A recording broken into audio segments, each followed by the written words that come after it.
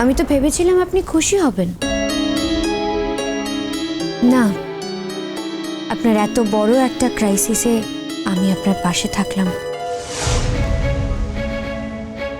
আমার ক্রাইসিসের জায়গাতেই আছে, সেটা কমেনি। আমার স্ত্রী চিরকালের মতো আমার জীবন থেকে হারিয়ে গেছে। আর আপনি জানেন ও প্রেগনেন্ট ছিল।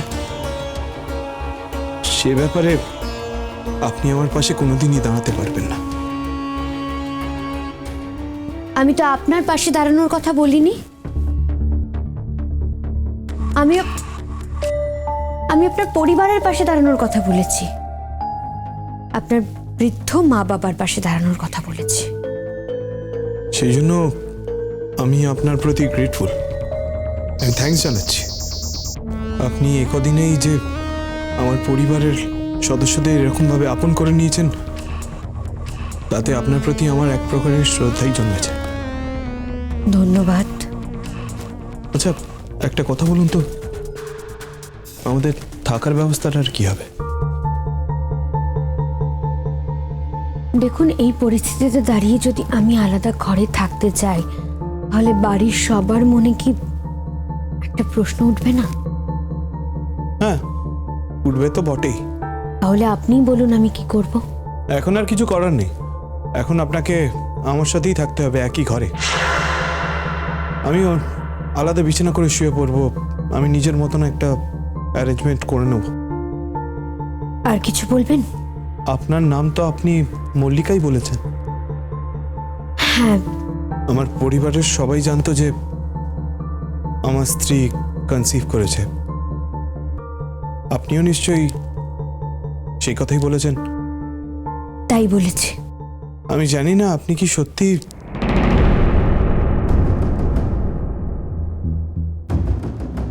যদি সত্যি না হয় তাহলে ম্যানেজ করবেন কি করে? অনেকেই তো হোম থেকে বাচ্চা অ্যাডপ্ট করে আনে। আমি জানতে চাই আপনি ঠিক কি বলেছেন। যেটা সত্যি সেটা বলেছি। সত্যি মানে আপনিও? হ্যাঁ, একটা মিথ্যে কথা তো বলে দিলাম। এর আগে সবাইকে একই কথাই বলেছি, কিন্তু কি করে ম্যানেজ করব আমি জানি না কি করে ম্যানেজ করব, কিন্তু আমাকে তো ম্যানেজ করতেই হবে। এই আশ্রয়টা আমি কিছুতেই ছাড়বো না। বিদেশে থাকা বর, এত সুন্দর একটা শ্বশুর বাড়ি, এবার মনে হচ্ছে আমি মেঘনার সঙ্গে কম্পিটিশনে সমানে সমানে জায়গায় আছি, একদম সমানে সমানে। কি ভাবছেন? না, এ বাড়িতে সবাই একটা কথা বলছিল। কি বলুন তো? না মানে, আপনি তো শুনেছেন, সবাই আমাদের রিসেপশন নিয়ে কথা বলছিল। হ্যাঁ, সেটা একটা এম্বারেসিং ব্যাপার বই কি। আমি জানি এটা সত্যি আপনার পক্ষে খুব এম্বারেসিং। আপনার পক্ষে নয়। আমার কথা বাদ দিন। বাদ দেবো কেন? আপনিও তো রিসেন্টলি আপনার স্বামীকে হারিয়েছেন। টুয়ার পাশে আমি কেন ছিলাম জানো? কারণ টুয়ার কষ্টটা আমি ফিল করতে পেরেছিলাম, আর তাই ওর হয়ে আমি সাক্ষী দিয়েছিলাম। সেটা তোমাদের পছন্দ হয়নি, তাতে তো আমার কিছু করার নেই। আমি তো সত্যের হয়েই সাক্ষীটা দিয়েছিলাম।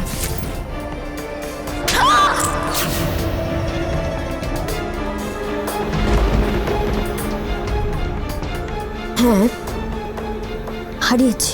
আপনার সঙ্গে আপনার স্বামীর নিশ্চয়ই খুব ভালো রিলেশন ছিল। না, ছিল না। ছিল না? ছিল না। কেন? দেখুন, স্বামী স্ত্রীর সম্পর্কে তো কোটাকুটি লেগেই থাকে। সবার সম্পর্কে যে সবসময় ভালো হবে তার তো কোনো মানে নেই না। আমার সঙ্গে কি হয়েছিল সেটা না হয় আপনি নাই জানলেন। আপনার সঙ্গে তো আপনার স্ত্রীর খুব ভালো বন্ডিং ছিল, তাই না? হ্যাঁ ছিল। আমি ওকে খুব ভালোবাসতাম, ও আমাকে খুব ভালোবাসতো। সে তো বুঝতেই পারছি। আপনি প্রত্যেক মুহূর্তে আপনার স্ত্রীকে খুব মিস করেন। হ্যাঁ করি। ও দেখুন, রিসেপশনটা যদি হয় তাহলে আমি আটকাতে পারবো না। এখন অনেক কিছুই আমার হাতের বাইরে চলে গেছে। এই মুহূর্তে সব সত্যি কথা বলে দিয়ে অনেকগুলো মিথ্যের হাত থেকে নিস্তার পাওয়া যায়, কিন্তু সেটাও এখন আমার হাতের মধ্যে নেই। আপনি কি কোনোভাবে আমাকে দায়ী করছেন? আপনার কিসের দায় বলুন তো? আমার অ্যাবসেন্সে রাজাদা, শুভদা এরাই কোনো রকমে বাবা মাকে ম্যানেজ করেছে।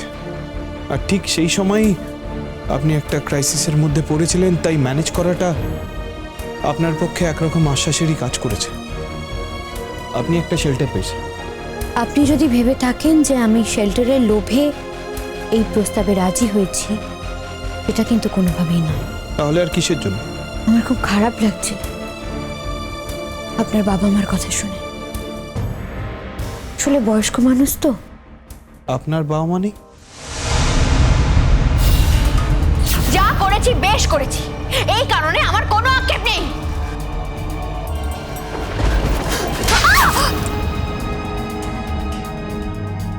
কেউ নেই আমার। যারা আছে তারা কেউ আমার সঙ্গে সম্পর্ক রাখে না। কেন বলুন তো? পৃথিবী শুদ্ধ সব লোক কেন আপনাকে এরকম ভাবে দূরে ঠেলে দিয়েছে? হয়তো আমি খারাপ বলে। না,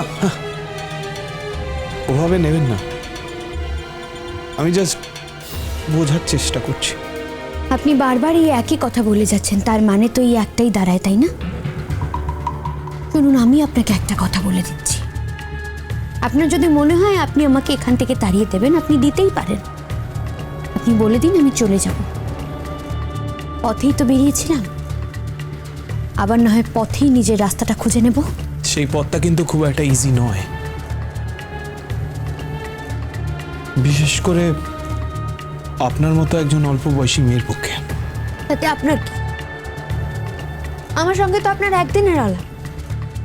আমি এখান থেকে চলে গেলে আপনি আমাকে ভুলেও যাবেন। এগুলো কাজের কথা নয়, এগুলো জাস্ট আপনি ইমোশনালি বলছেন। আমি কোনো ইমোশনালি বলছি না।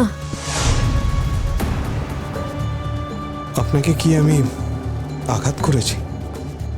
আপনি কাঁদছেন কেন? এই এক কথা বারবার শুনতে ভালো লাগছে না, বিশ্বাস করুন। বারবার মনে হচ্ছে আপনি আমাকে সন্দেহ করছেন। আমার অতীতের কোনো কথাই আপনার বিশ্বাসযোগ্য নয়। আমি যদি বিশ্বাস না করি তাতে আপনি কষ্ট পাচ্ছেন কেন? আপনার সাথে তো আমার একদিনের আলাপ, তাতে আমি বিশ্বাস করি বা না করি তাতে আপনার কি এসে যায়? তবুও খারাপ লাগে। মনে হয় যেন আমি সুযোগ নিচ্ছি, কিন্তু বিশ্বাস করুন আমি না কোনো সুযোগ নিচ্ছি না। আমার সঙ্গে এই খারাপ ঘটনাগুলো ঘটেছিল। আপনি জানেন আমাকে রাস্তায় কতগুলো বাজে ছেলে আক্রমণ করেছিল। ওরা আমাকে উত্তপ্ত করছিল, আর সেখান থেকে আপনার বন্ধুরা আমাকে বাঁচায়। খারাপ ছেলেগুলোর হাত থেকে আমাকে। তারপরের সমস্ত ঘটনাই তো আপনি জানেন। আমার মনে হয় ঈশ্বরই এটা মিলিয়ে দিয়েছেন। আর তারপরেও আপনি পথকে এইভাবে আশ্রয় করবেন? কি করব বলুন? যে ঘরে থাকবো সেই ঘরের মানুষটা যদি আমাকে সন্দেহ করে, তার মনের ভেতরের একটা কাঁটা যদি খচখচ করে, আমি তো সেটা কোনোভাবে হতে দিতে পারি না, তাই না? দেখুন, আমি বেশি দিনের জন্য এখানে আসিনি। আমি একদিন ফিরে যাবই। আপনি যদি এখানে ভালো মতো থাকতে পারেন আর বাবা মা যদি আপনাকে পুত্রবধূ হিসেবে সুখী আনন্দে দিন কাটাতে পারে, তাহলে আমার কি ক্ষতি হয় বলুন? আপনি এখান থেকে চলে যাবেন, আমি একা থাকবো, আপনার মা বাবা কি সেটা খুব একটা ভালোভাবে নেবে? মানে তাদের মনে কোনো প্রশ্ন উঠবে না? তার মানে আপনি কি বলতে চাইছেন? আপনি আমার সাথে বিদেশ যাবেন? আপনি খেপেছেন নাকি? ওখানে সবাই জানে আমার স্ত্রী কে, তার একটা পরিচয় আছে, তার সমস্ত ডকুমেন্ট আছে। না না, এটা হতে পারে না। নদী